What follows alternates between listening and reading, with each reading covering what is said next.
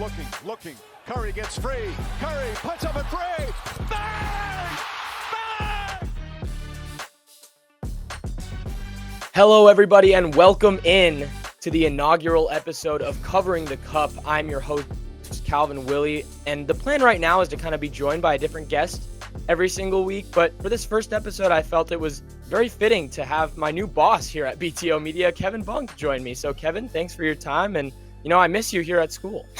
I know. I miss seeing you, man. I'm really pumped to have you doing this. We've been wanting to figure out NBA stuff for a while now. I know a lot of our listeners have, and you're the guy for it. So we are really excited to have you, man. Excited to be here.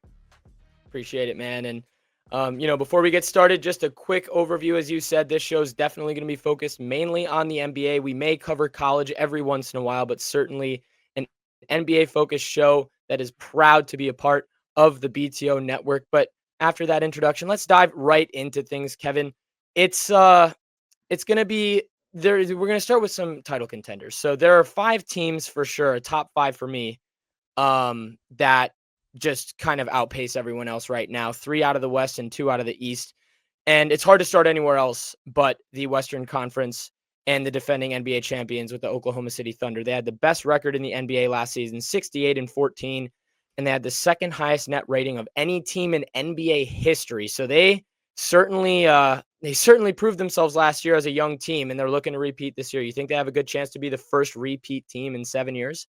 I think you have to give them a good chance because it feels like we're back in the era of LeBron in Cleveland where the East is so bad, but LeBron's not even in it. So it's like if you just get through the West, you should win the title. But we'll talk more about the East later. I think OKC has a great shot, but there's a gauntlet to go through in the Western Conference, which I'm sure you're going to get to in the rest of your 5 teams, and we'll talk about it nauseum today throughout the episode. But I love this Thunder team. Yeah, it's hard not to. I mean, they went 8 deep into their bench last year in the NBA Finals. All 5 guys, very young and athletic for sure. They like to get up and down the court. That's similar to how the Pacers play, again, not in the East right now, but certainly a trend in the NBA. Younger guys, younger teams getting up and down the court, and the Thunder obviously fit that mold, winning the championship last season. SGA, obviously coming off of an MVP season. He was phenomenal for them last year. And it's going to be hard for anyone out West to dethrone this young and hungry Thunder team for sure. But moving on to the second team for now, it's easy to talk about the repeat champion, so I don't want to do it too much. I think the most interesting team out West heading into next year for me has to be, or into this season, I should say, it has to be the Houston Rockets. Obviously, they trade for Kevin Durant this offseason, and that's probably the biggest move of the offseason if you ask most executives, coaches, anyone around the league. The one thing that Houston, I think, needed probably going into next season was definitely just a go-to bucket getter. They really didn't have one of those last season. And now you have one of the best go-to bucket getters at all 3 levels in NBA history on that team. So he slots right in there nice and easy at the 3-4. And I think one of the most interesting things to see about this team heading into the season is who's going to be their starting point guard. Yeah, I think the Van Vliet injury really lowered my expectations on this team. Feels like a real X factor in his playoff environments, whether that was in Toronto, whether that's in Houston. I think we saw it a little bit last year with him in that first round. Losing him for the season absolutely stinks for this team. They're potentially going to have to run point guard by committee. They have some good ball handlers in that starting 5. If you want to go bigger and play bigger, you can do that. That worries me with this team. We'll see how KD fits in. Does kind of feel like his last chance here to win that championship outside of Golden State.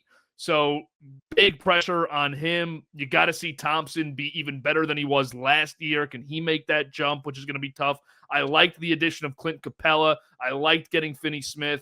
They were both good ads. They have some depth there, but no Fred VanVleet. They actually, and I'll get to them as we talk about the other teams, they're probably my 4th or 5th in the West without Fred VanVleet. Yeah, that's interesting. I still think, the point guard position over time, I feel like, has become less and less important in the NBA. You've got a lot of guys now that can handle the ball and kind of act as secondary playmakers. And I think Houston has a lot of those guys, especially Amen Thompson. That's a guy that averaged 5+ assists last year as, probably someone who most would call like a 3 or a 4 with his size. So again, and then guys like Tari Eason, guys like Jabari Smith Jr., they're not slouches as playmakers. So they definitely have the tools and capabilities to run an offense with multiple secondary playmakers acting with the point guard load. So I think they have they have really high expectations heading into this season. I think their fan base should also have that level of expectation. But moving on now to my third favorite in the Western Conference. Not exactly in order. It's tough. I've It's struggled with the tough. rankings of these 5 teams, but my third favorite in the West right now has to be the Denver Nuggets, and I think pretty consensus. These are most people's top 3 in the West for sure, but for good reason, right? I mean, the Nuggets had a hell of an offseason.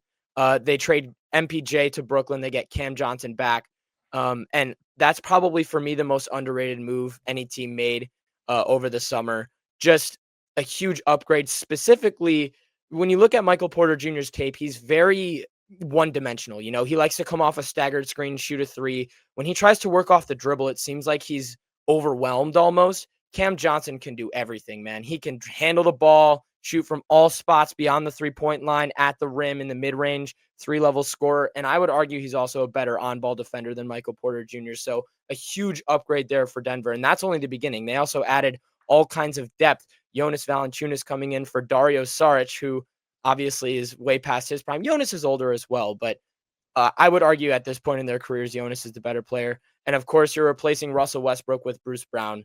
And I don't think there's a big, that's a huge upgrade as well. You know, just more guard minutes for a guy who's a little bit younger, won a championship with this Denver team 3 years ago. I love the make of this Denver team heading into the season, Kevin. They put up as good a fight last year as anybody against OKC. And you think about the context of their season. Mike Malone gets fired. You're going into the playoffs with a first-time head coach who I really like. And I think that year one, the full year one here, being able to actually implement a training camp, implement what you want to do, should prove to be, very impactful for this team. But you hit it on the head. Their additions, they added non-big names, so they haven't gotten the real attention in the media. They haven't gotten the love that Houston got. But adding Bruce Brown, Tim Hardaway Jr., and Cam Johnson, and Valanciunas, that's a significantly better team than what Denver had out there last season in the playoffs. I think we'll do title picks, but this would be my favorite to go back because of what they were able to do, thinking about what they did to OKC in that series. You have the best player in the world in Jokic. He's now looking to continue to build on that legacy. I don't know how you don't love this Nuggets team going into this season in a Western Conference that's loaded, but they feel like, for me, definitely my 2 if I had to rank just rosters in this conference. Yeah, I don't blame you. And again, I want to go back to Bruce Brown for just a second. The last time we saw him playing winning basketball was with this Denver team. And that season, he averaged his career high 11.5 points coming off the bench for them. In most games, he did start 31, so you got to consider that. But, just an elite bench role player, a guy that comes in, he's a 3-and-D player. That season with the Nuggets, he shot 37% from 3. Just an all-around great player, and someone, again, who hasn't been in a winning situation in years at this point. So to see him back with winning teams, or with a winning team in Denver, should be interesting going into this season. Moving to the East, though, there are definitely 2 teams that, again, I think are probably majority favorites to come out of this conference. And it's hard to start anywhere other than the Cleveland Cavaliers, who had the best record in that conference last year. They won 62 games, and they had a pretty quiet offseason overall. Lonzo Ball comes in, replaces Ty Jerome, who went off to Memphis, signed in free agency. But this is a team that overall has a lot of continuity going into the next season, and I think that's huge for them. I mean, they've got all the tools they need to win a championship. Certainly, overall, a lack of playoff experience deeper into rounds. Obviously, you have 2 earlier exits over the last couple of years. But heading into this season, I think, third time's a charm should kind of be the vibe in the locker room and around the facility for Cleveland. I really like the make of the team. I think the Twin Towers in the front court with Evan Mobley, Jared Allen, that's one of the best front courts in the league. And if Evan Mobley can take an MVP style jump, I think this team could very easily come out of the Eastern Conference without a doubt. Yeah, it took the words right out of my mouth. Mobley, 24 years old. You have to imagine that he has some sort of a jump in there. It's realistic for him to continue to get better after winning Defensive Player of the Year. Actually winning the MVP would be tough. That's another conversation because Allen's going to eat so many of the rebounds that he can potentially get. But Mobley is such a stud, and I think he's the best player on this team. I don't know if too many people are denying that at that point, but I think we could be sitting here saying behind Giannis, he's the best player in the conference with Tatum out for most of the season. I think we could be sitting here at the end of the season confidently saying that. So can they do it this year? I think that this is their best shot because you don't have to go through Boston or Indiana, but they let us down last year. I thought they were going to the finals. 64 wins. They were the 8th best offense in the NBA. They were top 8 in every single rating you can find on either side of the ball. So it's going to be tough for me to feel great about them until they actually do it in the postseason because I thought they were better than that Indiana team last year. A lot of injuries. I'm curious to see how Kenny Atkinson deals with these minutes because they had the big thing about nobody plays more than 31, 32 minutes a game. You might want to play Mobley for 36 minutes a game this year, 35 minutes a game, and try to get him into that MVP category. So they have a lot of questions to answer. Garland's hurt to start the year. He's already banged up, so that's a tough one. But they're going into year 2 now with this group. Lonzo's not a big enough change for me to say you have to get some chemistry to get together in the first couple of weeks. I think Cleveland wins, 60-plus games again this year. 100%. And they kind of feel almost like the Milwaukee Bucks from 6 or 7 years ago. I didn't even mean to do that. Dang it. It always happens that way, doesn't it? It does. But that's how it goes. Anyways, yeah, the Bucks in 2019, Giannis just took his MVP jump. He won his first MVP. They had the best record in the league, and they go down in a tough Eastern Conference Finals loss to the Raptors, who eventually win the championship. And then they come back the next year and lose in the second round to the Miami Heat. Just, there's just moments for these younger teams at the time where it feels like you just can't get over that hump in the postseason.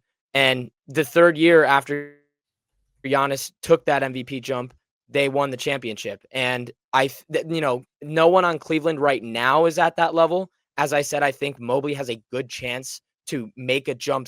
Again, hard to win MVP, but he will be at least in the top 5, top 10 conversation. If I had to predict, I think he's going to have a great season. And if that is the case, it's going to be hard for me to shy away from Cleveland coming out of the East. But moving on to the second favorite in the Eastern Conference, for me at the very least, again, consensus around the league for sure, but the New York Knicks. I mean, they had one of the busiest off seasons in the NBA. They fire Tom Thibodeau at the end of their playoff run. They bring in Mike Brown, formerly the head coach of the Sacramento Kings, and all kinds of other situations in the past. They add depth with Yabusele coming in, Jordan Clarkson. They had Malcolm Brogdon until he retired a couple of days ago.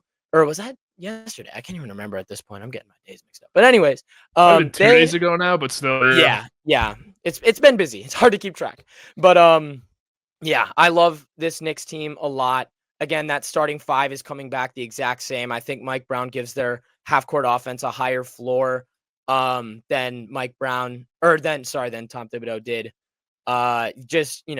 Starters aren't going to be playing 45 minutes a game in the regular season anymore. And it's just going to be easier for guys like Karl Towns, like Jalen Brunson to manage that load of the regular season. I think that'll suit them well for a playoff run alongside with that added depth.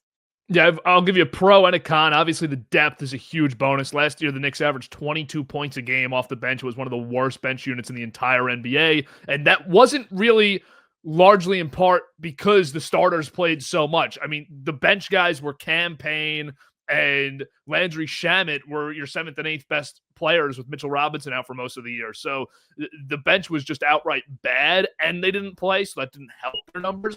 But besides Deuce McBride, they had nothing off the bench for most of the year last year. You saw them get into the playoffs with Mitchell Robinson, looked like a different team. The area of concern for me with the Knicks, because you laid out the positives, I'll throw in the negative, is it was alarming, and we all knew it before the postseason last year, but it was so apparent how much of a liability the Brunson-Towns lineup is defensively. So when you have a team like Cleveland or Orlando, who we'll talk about in this episode, when you have those teams that are going to have 5 good offensive players on the floor at all times, it became really difficult for the Knicks to defend late in the season. That's an interesting wrinkle, and I thought we don't have to go down this path today because I don't want to.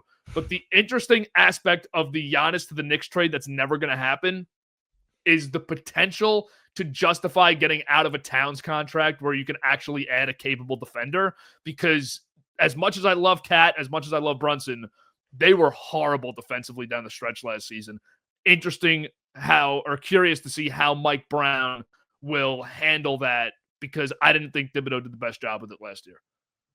Yeah, and one thing that a lot of Knicks Twitter has been talking about lately certainly is the excitement surrounding this double big lineup heading in to the regular season. Fans are looking to get Mitchell Robinson into that starting five, and obviously he's certainly the best rim protector. But after those two, that's one other concern I definitely have with the Knicks is their big depth is certainly shaky, to say the least. Ariel Hukporti had a solid start to the season, then dealt with some injuries down the stretch. But after their starting guys in the starting five with Robinson and Cat, it's definitely shaky. So they may have to make a move for a big. But moving on to our sleepers, Kevin, I want to get your take here. What do you have a biggest sleeper in the NBA? Yeah, so I have one maybe mid-tier sleeper, and then I have a couple other ones. I was going to say the Spurs, but I feel like they're a little hot on the sleeper market right now. So Yeah. I'm going to go with the Warriors, who I think are actually going to be great this year. I think they're going to be the third best team in the West in the regular season. Their over-under win total right now is 46.5. I know we're not gambling men, but if you are, I feel like that's a lock to hit, hoping they stay healthy. They played at a 62 win pace last year with Jimmy Butler on the floor. They won over 70% of their games. I think that this team has 1 year left of being really good in the regular season. I don't think they're a title contender because I can't see them holding up through the postseason. But I think when we're talking sleepers, the Warriors have gone under the radar a lot this season. People want to talk about the Lakers with Luka and LeBron. People want to talk about the Spurs with Wemby and 11 point guards on their team.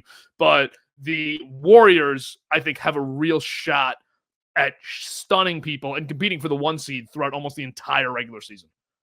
Watching the Warriors this offseason was like watching a reality show, kind of, where Kuminga was just kind of sitting around for like 5 months, like twiddling his thumbs, waiting for his agent to do something about the restricted situation. And there were the few rumors that he might get traded to the Kings and all this.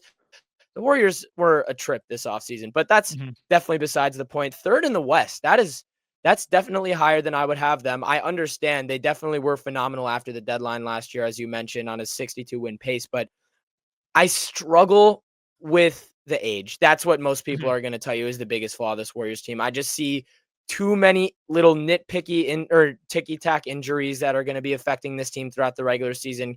Al Horford, Butler will deal with, 10 to 15 games worth of injury. Curry might deal with something. He's getting up there in age. They got rid of Kevon Looney, who is, one of their older players, but they still have Draymond Green, who's also definitely over the hill with his career.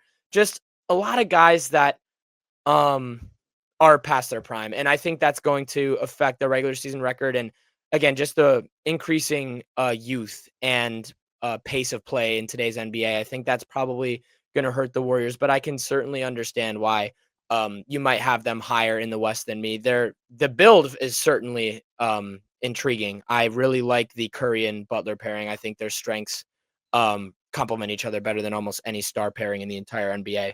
But for me, at the very least, I think the biggest sleeper out West at this point is the Minnesota Timberwolves. They are such a good team. No one has talked about them this entire offseason as even having a chance to come out of the West. And I just think that's kind of preposterous, if we're being honest here. They've made the Western Conference Finals back-to-back years. They finished fourth in the West last season. The team is the same. I mean, they lost Nickeil Alexander-Walker, but they have young guys that are going to come in and replace his production and play just as great defense. I think the Timberwolves are being heavily disrespected by the media, by pretty much everybody heading into the season. I think they've got a great chance to compete in the West. Yeah, I don't understand why they get so much or get absolutely no hype or attention, because you have a top 10 player in the league in Anthony Edwards, and he's a box office top 10 player. This is not like a boring, nobody really cares to watch top 10 player. He's one of the most exciting guys in the league. They've gone to the conference final now 2 years in a row. Unfortunately for them, in both instances, they have not put up a fight. So you almost think, if you're really following the bracket, the best teams played in the conference semifinals both times, in the Dallas year and in the OKC year, obviously this past season with Denver. So I don't know if Minnesota is able to get any better. But I agree with you that they're completely slept on, and I'm really not so sure why. And now they're going into year 2.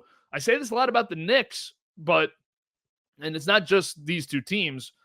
Houston's going to be in this boat, but now you're in year 2 of mass changes being able to play together. That goes a really long way because year 1 was so shaky. It took Julius Randle so long to feel like he fit in Minnesota. I don't think until middle of January or maybe early February, we were really sitting here saying this is working out a little bit for the Timberwolves. And then the postseason when it really came together. DiVincenzo obviously was a nice off the bench piece for them last year, but you have one of the best players in the world. I'm excited about watching the Timberwolves, and I like watching them play basketball.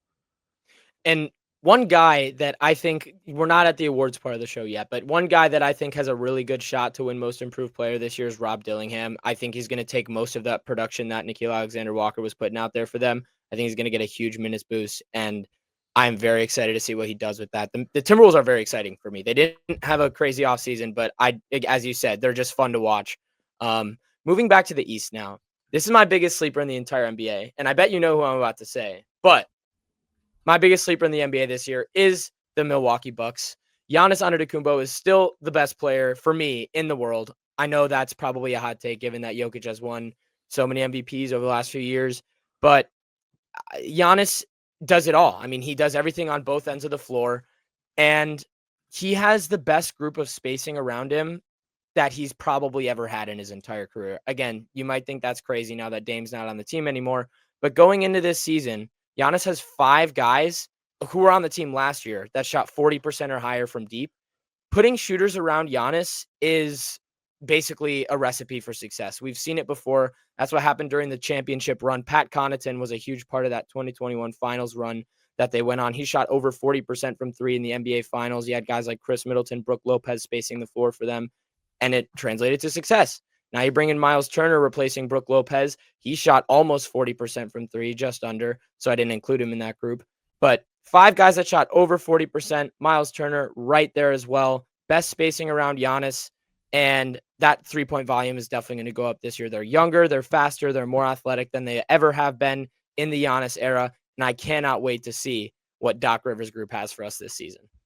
I think sneakily, and you took a lot of the words right out of my mouth, but I think sneakily, they are the best shooting team in the Eastern Conference. I mean, they can really shoot the They have an lights out. argument to be the best shooting team in the NBA. I want to throw that out there. I totally agree that they can shoot, and nobody seems to realize that. But 2 just massive moves they made this offseason is you replace Damian Lillard, who obviously was a good player. Like, we understand what Dame is. But you replace Dame with Cole Anthony, which is a fine switch for me. But you replace Brook Lopez with Miles Turner, which is just an astronomical improvement for this team. And Turner is going to give you everything that Lopez gave you times 10 because of the stage of Brook's career that he's at.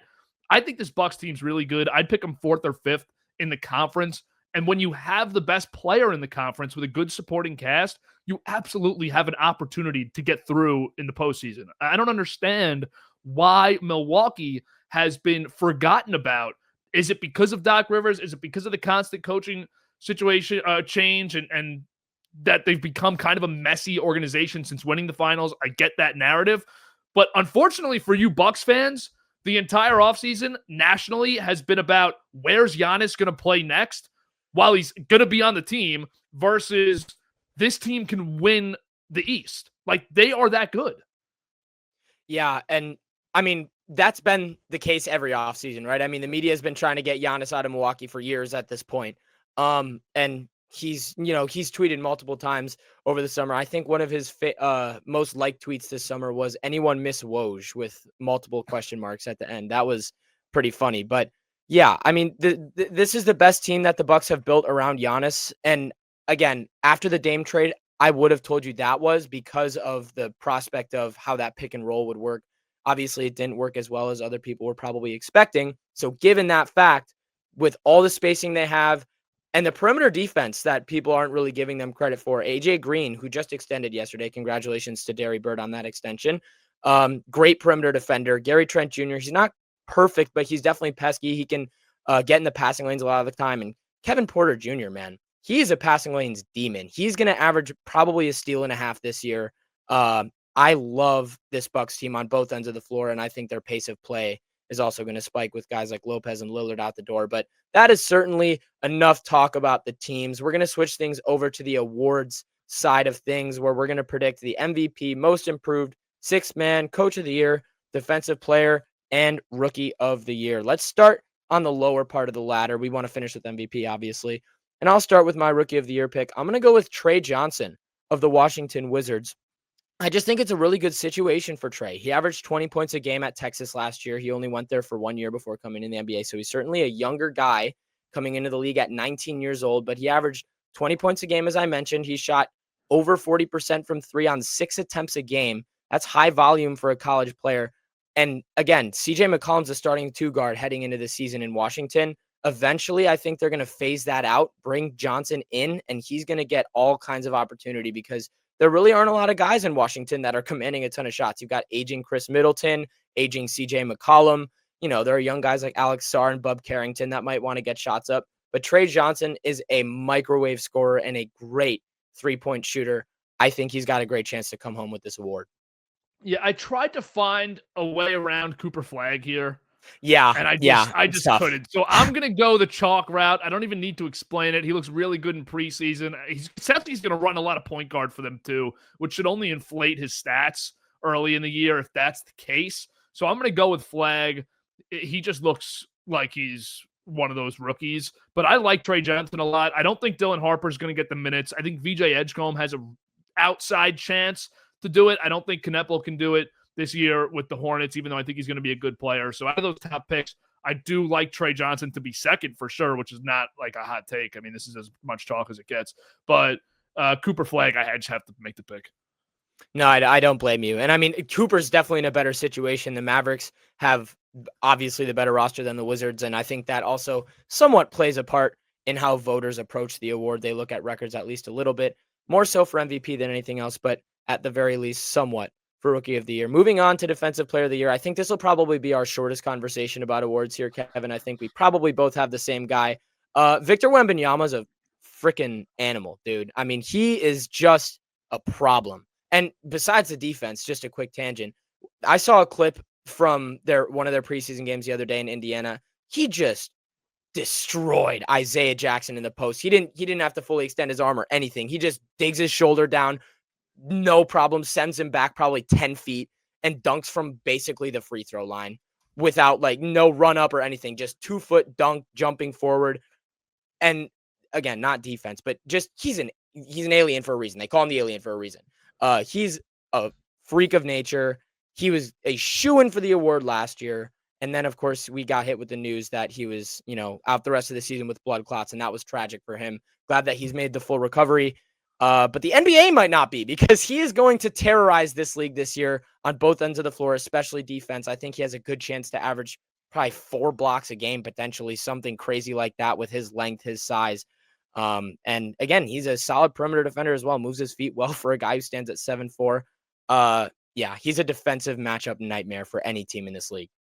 Yeah, I think that Wemby is just the easiest favorite for any of the awards in the NBA this season. It's tough to work your way around him. If he stays healthy, not only this year, but for the next few years, he might win 4, 5, 6 straight defensive player of the years. And it looks like and sounds like his post game on both ends is going to be a different level this season. We haven't seen him really dig into that yet, but I think this offseason it sounds like he did. So I'm all in on Wemby for DPOY. I don't know how you go any other direction. Yeah, he definitely has worked on the post game on both ends. He was working out with Hakeem Olajuwon this offseason. So that's also a scary thing to hear for the rest of the NBA. And just that added strength, man. I think one thing that people were complaining about is he was too easily moved over his first 2 seasons in the NBA, just because he's kind of a stick at first, but he's really put on a lot of muscle weight. And again, as I mentioned, that was shown off in that clip where he bumps Isaiah Jackson out of the way in that preseason game. He is going to have a phenomenal season. I can't wait to see what him and the Spurs do. I just can't wait for hoops, man. I'm so giddy over here. It's awesome to be back. We're so back. Moving on to Coach of the Year. You start us off here. I've started off with the first 2. Who do you got as the Coach of the Year, Kevin? So I have 2 guys that I'm really torn between. I'm going to go with Quinn Snyder, because I think he did a decent job last season. Atlanta made a lot of nice moves. They added a lot of depth. If Porzingis stays healthy, it's a contract year. I think he's going to try to stay on the court as much as possible. This should be a really good team. You need to see Trae Young become a more efficient player. I think he can be. I think he's a really good playmaker, but the decision-making just has to improve. This team could be a top 4 seed, top 5 seed in the East if they stay healthy and really go all in for the regular season. I'll go Quinn Snyder. I like Mitch Johnson for it too. If San Antonio is going to be a real threat this season, if they're going to make that jump, they do have a lot of talent. Wemby being a top 5 player this year, as everybody expects, could alone win Mitch Johnson an award here. But I'm going to go Quinn Snyder. I actually like Atlanta this year.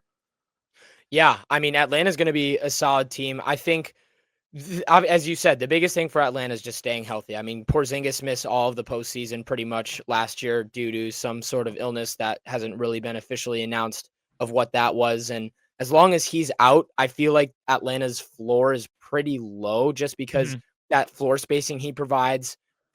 He's the best, easily the best floor spacing big that Trae's had in his entire career. So it's the pick and roll pick and pop between those two that I think is so intriguing as long as he's healthy.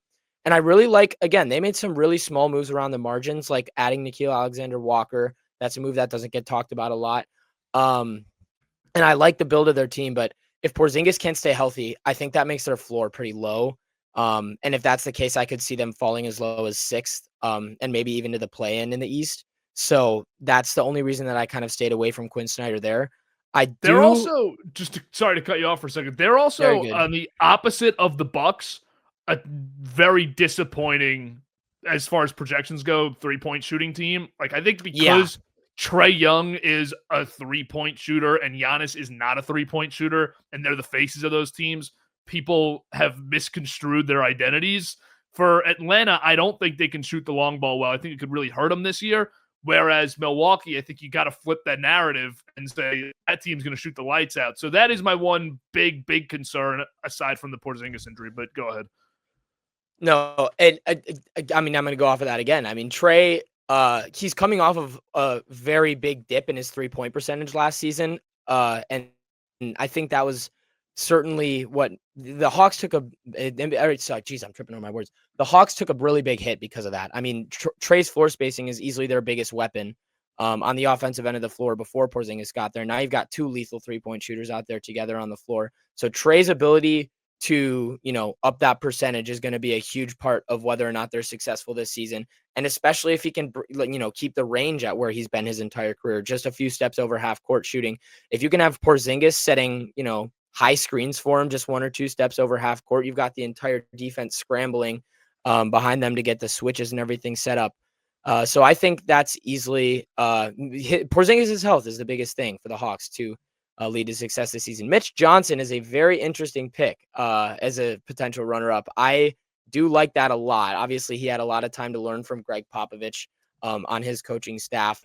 And the Spurs, if they can somehow sneak their way into that top 4, top 5 in the West, I think it would be hard to choose anyone else, especially given how tough the West is this year and how young the Spurs are. If he can take that young group to a 4 seed in a West this tough, it's going to be hard for me to choose anyone else. But moving on to my coach of the year, I had to go with Jamal Mosley of the Orlando Magic. I just think that team is in for such a big jump from where they were last year. And those teams that take those jumps, that's usually the guy who wins coach of the year. Obviously, part of that comes from the moves they made this offseason. Desmond Bane coming in, that's just an unbelievable fit. That's been talked at nauseum this entire offseason as one of the best moves. But I mean, it's hard not to. He spaces the floor, shot almost 40% from 3 last year on high volume in Memphis. And they really don't have any 3-point shooters on their team at the moment. So just a guy who's going to space the floor for them. And that's huge for Mosley. I mean, it just opens the floor so much more. The paint was very compact with the defense that they were always facing last year. It just makes things harder on the offense. So having a guy like Bane to space the floor is going to give Mosley a lot more to mess around with. And I think this Magic team has a great chance to make a huge jump in the standings. And I think that's going to result in Jamal Mosley winning coach of the year. But moving on to 6th man of the year. Who do you got, Kevin? All right. I have a player that I actually don't like as a player. Oh, but okay. sometimes that doesn't matter when it comes to awards. I don't even I've been sitting on this for a day or two now. I think Anthony Simons statistically is just going to have a massive year in Boston, and he's penciled Yeah. in as the sixth man. If he sticks, Missoula's going to have this guy taking 23s a night off the bench, and he's a 43% three-point shooter. He's a good catch-and-shoot guy, even though last year he saw a dip in that number a little bit. But I think Anthony Simons is just going to play enough minutes because of the situation Boston's in. He's going to get a lot of those Pritchard minutes. I know Celtics fans like to think Pritchard is going to be this really good starter. I just can't see that happening as a real 30-minute per game starter, as much as I like Pritchard as a player. So I'm going to go Simons off the bench in Boston, a team that I think, if we're talking about sleepers earlier too, just a little bit too slept on in the fact that they're still going to be a really tough regular season team because you still do have so many good players there and a really, really diehard coach, even though you're in that retool point of your, core's trajectory. Definitely. The Celtics are an interesting team heading into next year. One thing that I would say, again, I'm kind of going off on a tangent from the award talk, but just I think it's an interesting situation to have Peyton Pritchard jump into the starting lineup when Simons has been starting basically his whole career. I would probably give Simons that starting spot because Pritchard's been so good coming off the bench in Boston. I don't think I would mess with that. Let him continue to be that spark plug offensively off the bench. But again, I'm not Joe Mazzulla, so that doesn't matter to me, I guess. My pick it has to be Tari Eason. The situation in Houston, bench wise, is definitely one to keep an eye on. Again, we've mentioned earlier in the show that they're dealing with a point guard injury that's kind of thrown off their entire outlook for the season. So it's going to be interesting to see what their starting five is going into the year. But Tari Eason, it looks like, will be coming off the bench, and if so, he's easily their sixth man. He averaged 12 points a game last year, alongside 4 rebounds, assist and a half, and I mean, just defensively, I think is what makes him so intriguing, right? He's a big who can move his feet well on the perimeter. He averaged a block a game along with a steal and a half. The averages are there. The numbers are there right now. And I think he's going to take a really big leap for them. He was only playing 25 minutes a game last year for the Rockets. I think it'll probably jump up to 28 or 29 as, again, he'll be the sixth man this year coming off the bench in Houston. I really like Tari Eason as a player. And one guy who can really stop Giannis one-on-one well is Tari Eason. Of everyone in the league that I've seen playing defense on Giannis, it's a pretty specific matchup, but it's just impressive the way that he defends Giannis specifically. And I think he can do the same against guys like Victor Wembanyama, who are obviously in the same conference. We'll see him more times a year. Tari Eason's a monster on both ends of the floor. I think he's in for a huge jump this year, and he's easily my pick for sixth man of the year. But moving on now to the second to last award prediction, that's going to be the most improved player. So I'll let you go first again here. I want to keep you rolling on these the first prediction. So who do you got winning most improved, Kevin? This was the toughest one for me to pick. I have a couple guys that I think could win it. I think a lot of those Celtics guys now replacing the Tatum volume would be good picks, but I end up circling back to the favorite here with Amen Thompson because Detroit lost so much in their rotation, or I'm sorry, Asar Thompson, because Detroit lost so much in their rotation that I just can't see a world where his role is not significantly increased. And offensively, he looked awful last year. He does not look like he's an offensively capable player, but defensively, he's really good. I think he can probably get his points per game up by 4 or 5 this season, which is a big jump, but he's still so young. So I think Asar Thompson ends up I actually think his brother might be the favorite. I haven't looked at the actual betting odds. I think Amen Thompson might be the favorite, but I know Asar Thompson's up there, and I've heard a lot of people talk about him. So I'm going to go with Asar Thompson in Detroit because they're going to need him to actually come out and be a really big player for them if they want to get back to being a top 6 seed and avoiding that play-in. But I don't think they'll end up there. But I think Asar Thompson is going to be a really improved player. Yeah, I mean, Detroit ended up having their offseason was definitely interesting given the Malik Beasley situation. They kind of had to scramble to figure out what they were going to do there. They end up bringing in Duncan Robinson to kind of replace him. I mean, it's going to be tough to replace Beasley's production from last year. just an unbelievable 3-point shooting season from him, a career year for sure. So there's that. I think Ausar Thompson definitely has a good shot. It's basically just about, for me, if he can add that 3 ball. I mean, his 3-point percentage is terrible. Just his brother, I'm sure he wishes have you ever seen Thunderstruck where they Yeah. like then where the talent of KD switches, I bet he could do that I bet he wishes he could do that with his brother, where he could just take his 3-point shooting ability. But if he can add any level of 3-point shooting where he can space the floor, I think that's a really solid pick. But I had to go with a guy that no one is talking about, and that's Kevin Porter Jr. That's a guy who is going to be, obviously Damian Lillard out the door in Milwaukee. Doc Rivers has been talking all offseason about how Kevin Porter Jr. is going to be the starting point guard in Milwaukee this season. And that's some pretty big shoes to fill. I mean, we've seen Kevin Porter Jr. average 19 points a game before for a season. He's always been a solid playmaker. He's had seasons where he's averaged 5, 6, even 7 assists a game. And he hasn't had the chance to be that starting point guard since that season in Houston, where he did average 19 and 5 or 6 a game. So just the biggest spotlight that he's had on him in 3 years, 4 years at this point. And I think he's going to do a lot with it. He's playing with the best player he's ever played with in his career with Giannis. I think they have a really good chance to be a nice pick and roll duo. He's a great lob passer, which obviously bodes well for Giannis as a solid alley-oop catcher. And Kevin Porter Jr. just provides everything that I think the Bucks have been looking for in a starting point guard for years now. He's younger, he's athletic, and I think he just fits the mold of this Bucks team so perfectly. And assuming they play as well as I think they will, I think he's got a great chance, and no one's giving him a shot. Yeah, I think you got a good point there. And obviously you've watched him firsthand so much. One of the underrated players and one of the guys that go to that Bucks supporting cast that we've mentioned a few times today that just totally slept on. It's going to fit really well together. The only issue I'd have with any of it is Doc Rivers. Is he going to let me down once again? I've picked so many Doc Rivers teams to make noise in the last decade, and he has failed me at every stop. But I think when it comes to the regular season, you got to be excited about what Porter can do within the supporting cast, especially with Dame out the door.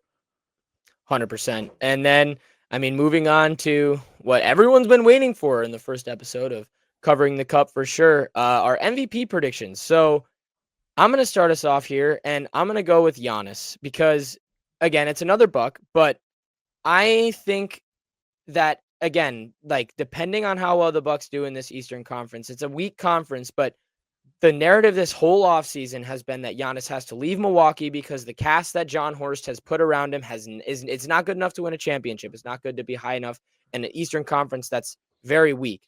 So if he leads this Bucks team to a 3 seed or a 4 seed in the East, gets home court advantage in that first round playoff series, I don't know how you can give it to anyone else. I mean, you can't say all offseason that the team's not good enough, but then they finish top 3 in the conference and then not give Giannis his flowers. He's been unbelievable again, since 2019. Last 3 years, he's averaged 30 and 12.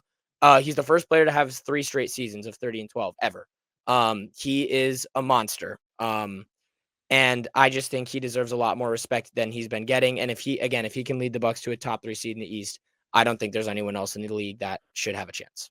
Yeah, there hasn't been a player I enjoy watching more than Giannis the last 5 years. As much as I love Jokic and the other great bigs in the league, Giannis is just a different kind of force. That he does everything. And he's somehow, I know you'll agree with this because, again, you watch him every day. He's somehow become underrated. He really peaked when they won that title, and he was the guy.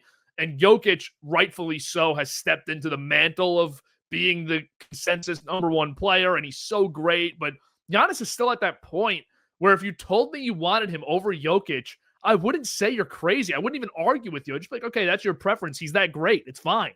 It's perfectly okay. He is that guy still. I don't understand how he is 5th in MVP odds behind Luka. Yeah, that's just this is what I'm talking about with the disrespect. It's because Luka's in a big market now, he moves to a big market and he automatically gets higher chances at winning MVP. It doesn't make much sense to me either. And who else is he behind then? He obviously He's Jokic, behind Shea, Jokic, Luka. Shea, Luka, Wemby, and then Giannis. Oh man, I know. behind Wemby? And he is significantly lower than them. Their odds are Luka's plus 440, Giannis is plus 1,300 to win. So he's not even close to those guys. Wemby's plus 850. But I mean, like the Wemby case, the way I can see it being possible, and I'm not picking him, the way I can see it being possible is Spurs have a really nice year. They end up as a top 6 seed.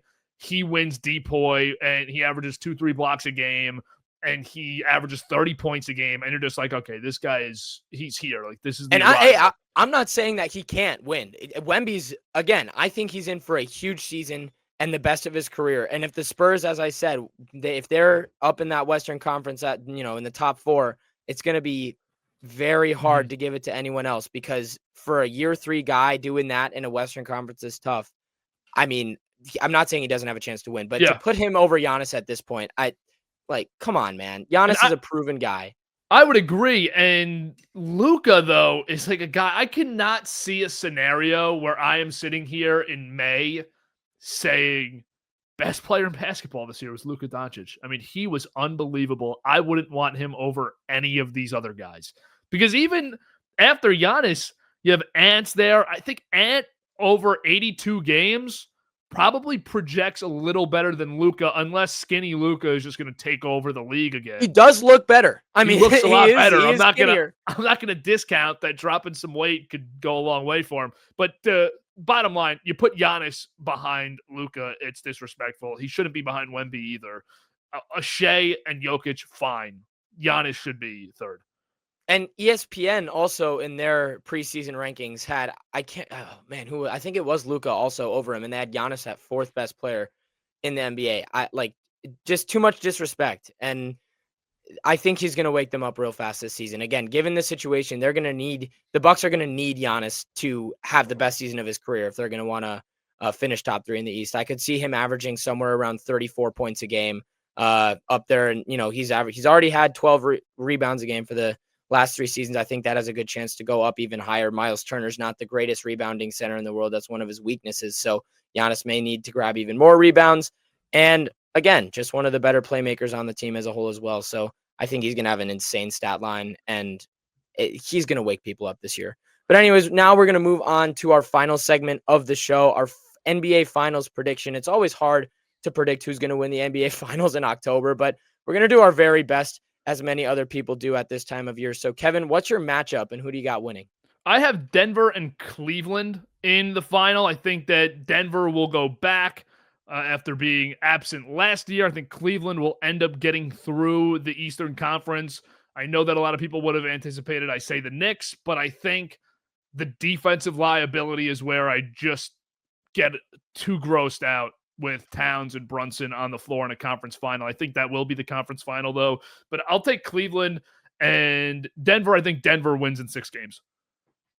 Yeah, I mean, that I really do like the Nuggets a lot. I think it's going to be a Nuggets Thunder conference finals, and it's going to be tough for me to pick that series. I am going with the Thunder right now. Just a few months ago, I picked the Rockets, and then the point guard injury happened. And I think that, they'll have a solid chance to make up for the loss of Fred VanVleet through their secondary playmaking again, as I said earlier. But just that small loss in a Western Conference with margins as thin as these, I think that'll give the advantage to teams like the Nuggets and Thunder. So that's my West final, and then I have the Thunder coming out there. And in the East, I do have the Knicks right now. I just think their starting 5 is still probably the best in the NBA. I really like that they're going to try Robinson at the 5 with Cat at the 4 to start the year. I think Cat is a much better fit as a 4.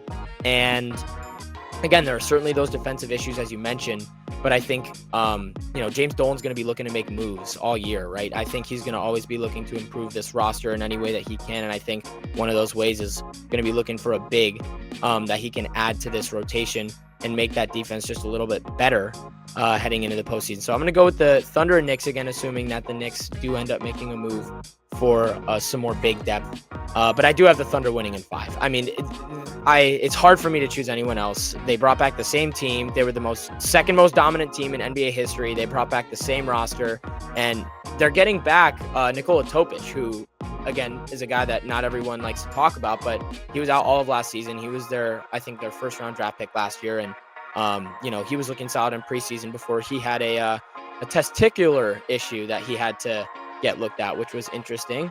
That was a Shams notification I never thought I'd get. But yeah, that's going to do it, I guess, for the first episode of Covering the Cup with Calvin Willie. Kevin, I appreciate you joining me for my first show and kind of holding my hand as I walk into the BTO network. No, awesome, man. I absolutely love it. I'm pumped for hoops to be back, pumped for you to be involved. Best time of the year right now. Can't wait for it all to get started. Thank you all so much for tuning in, and we will see you again. A couple weeks, I think, is probably when we're going to be looking at the next episode. So thank you again all so much for listening, and we will see you next time.